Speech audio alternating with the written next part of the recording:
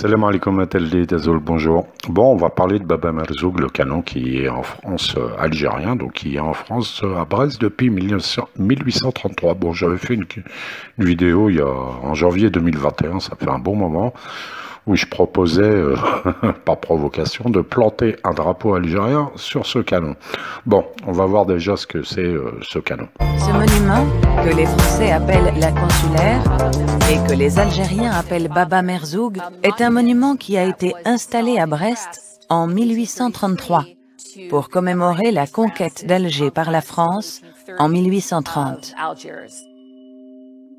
Il est intéressant d'apprendre qu'à partir des années 1980, il y a eu un mouvement pour rapatrier Baba Merzoug dans l'Algérie indépendante.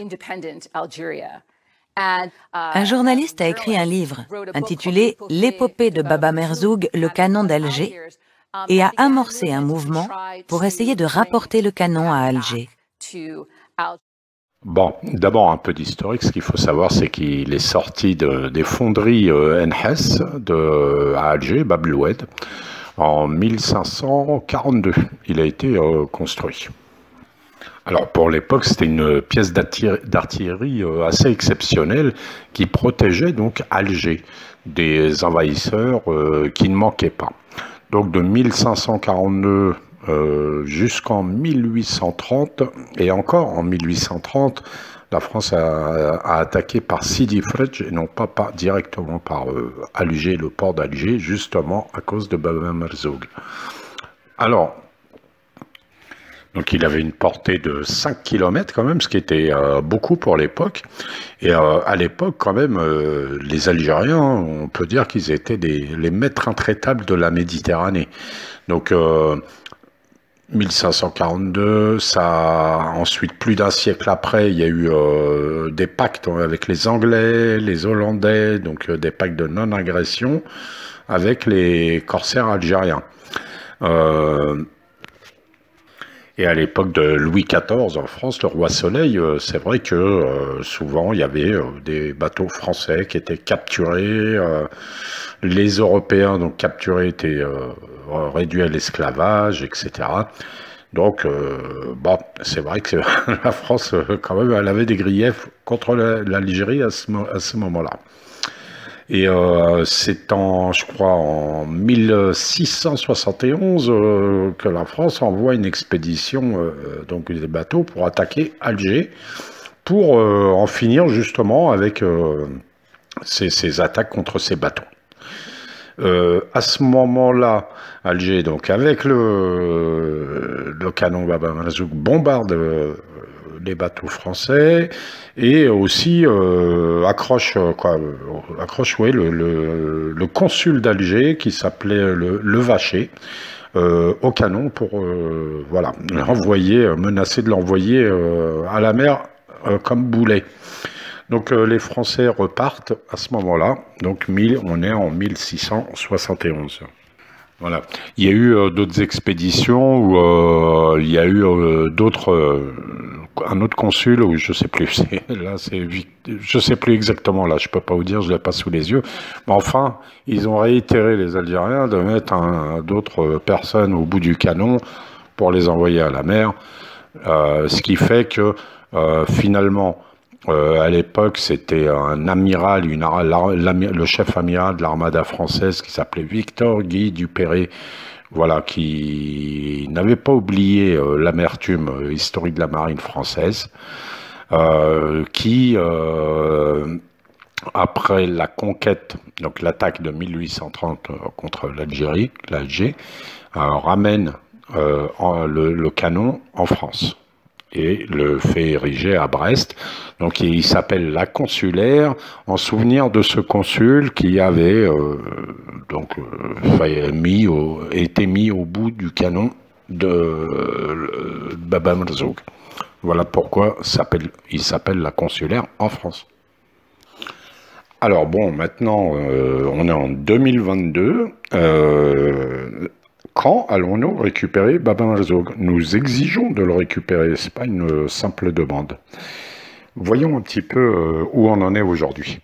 Le rapport Stora de 2021 a été commandé par le président Macron pour parvenir à la réconciliation franco-algérienne. Ce rapport Stora prévoit la création d'une commission d'historiens chargée de statuer sur la question de l'avenir du canon Baba Merzoug. Officiellement demandé la restitution du canon. En effet, le canon appartient-il de plein droit au patrimoine de la France ou doit-il être restitué à la ville d'Alger? Surtout de la part de l'armée française, mais aussi des politiques, de restituer le canon. Il y a eu notamment dans les années 80 la volonté de 86, tout ça, quand Chevènement était le ministre de la Défense de la France, il voulait le restituer. Il y a eu Yves Bonnet aussi, qui était en 85, c'était le patron de l'ex-DST, les services secrets français intérieurs. Qui avait demandé aussi à ce que le canon soit restitué, tout ça. Il y a eu des mouvements. Il y a eu à l'époque de Chirac, quand il y avait le traité d'amitié qui devait être signé avant la fameuse loi qui avait tout foutu en l'air, les bienfaits de la colonisation, tout ça, il devait être restitué aussi. Mais tout le temps, il y a eu des blocages, bien sûr. Ce qu'il faut savoir, c'est que côté français quand même, pour refuser la restitution, c'est tout le monde qui se bouge, tout le monde fait du lobbying, que ce soit les journalistes, que ce soit les politiques, que ce soit l'armée, que ce soit même au niveau de la population, si le débat était vraiment mis au niveau national, s'il était vraiment mis, mais c'est pas le cas. Mais on imagine tous les partis, etc., se mettre à faire du lobbying contre cette restitution. Le canon n'est pas comme les autres. En 1830, lors de la prise d'Alger, il est ramené à Brest tel un trophée. Devenu la consulaire, il appartient désormais au patrimoine culturel français, inaliénable et insaisissable, mais c'est avant tout un élément du patrimoine breton, souligne le professeur d'histoire Yves Coativi. Et donc, il est aussi une importante pièce patrimoniale pour la ville de Brest. C'est une histoire compliquée. Je pense que les Brestois et les Bretons en général seraient capables de s'enflammer pour défendre ce canon. Il y a eu des pistes. Alors, les pistes qui sont en train d'étudier, comme suggère Stora dans son rapport, Macron y pense aussi. Il y a plusieurs pistes, soit restitution pure et simple, avec une cérémonie, etc., à Alger, tout ça, ce qui serait vraiment hautement symbolique, puisque ce canon représente quand même l'invasion, donc la guerre primaire de la première bataille d'Alger qu'il y a eu en 1830. Si on revient déjà à ça, restituer ce canon, c'est vraiment un geste très très symbolique. Il n'y a pas que ce canon, il y a d'autres canons qui sont aux Invalides aussi, algériens. Mais restons sur Baba Merzoug. Donc eux, ils font énormément de lobbying pour ça, mais nous, de notre côté, en tant qu'Algériens, est-ce que nous, on en fait assez? Il y a eu le livre du journaliste algérien, il y a eu un mouvement en 99 assez important qui a fait parler justement de ce problème à l'époque et tout, mais depuis on a oublié un petit peu tout ça, ce qui peut se comprendre, mais quand même, voilà, c'est pour ça que je fais cette vidéo, pour relancer cette histoire.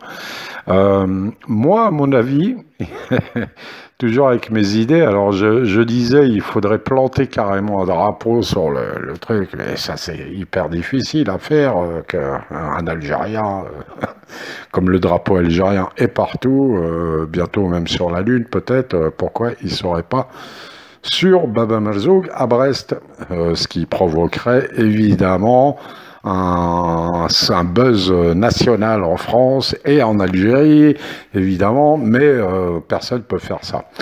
L'autre fois, je voyais une petite vidéo, c'était un drone qui portait un drapeau. Voilà.